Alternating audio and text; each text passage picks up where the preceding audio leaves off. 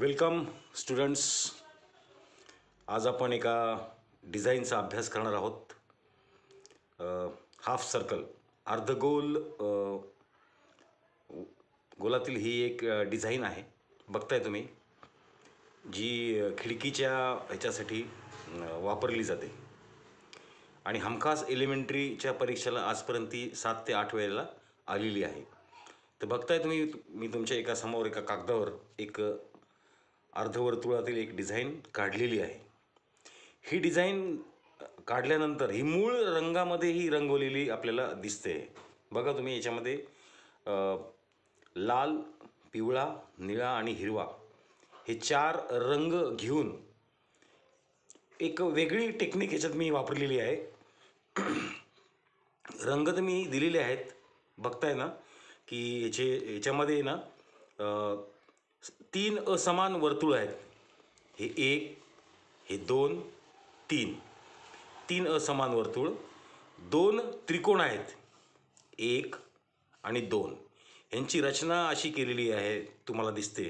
त्यासोबत 2 अलंकारिक फुलांचा आकारही आपल्याला दिसतोय. तर ह्यांची पहिल्यांदा या अर्धवर्तुळामध्ये रचना करून घेतलेली आहे आणि 2 वक्राकार रेषा देखील आपण याच्यामध्ये दाखवलेल्या आहेत. दिसताय, बघताय तुम्ही, की ह्या 2 वर्तुळात नागमोडी वक्राकार रेषा.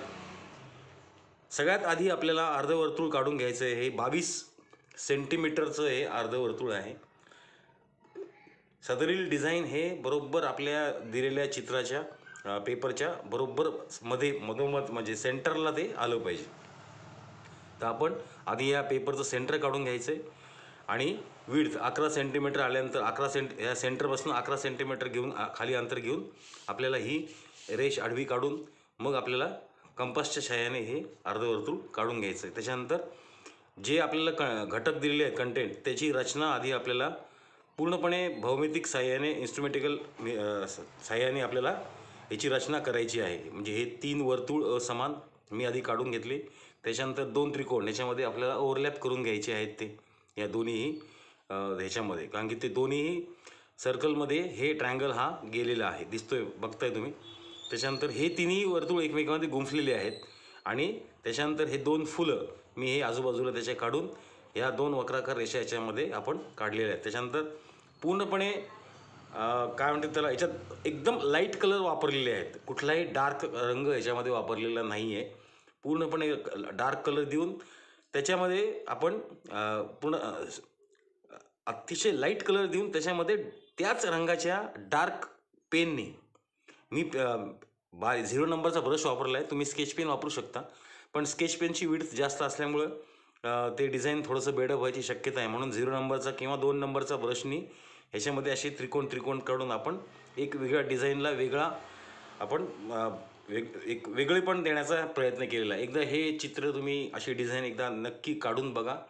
अशी डिझाईन काढल्याने आपले मार्क्स अधिक वाढण्यासाठी मदत होते, कारण की आपल्याला डिझाईन या विषयासाठी देण्यात आलेला वेळ हा 2 तास 30 मिनिटे म्हणजे जवळपास 2.5 तास असतो.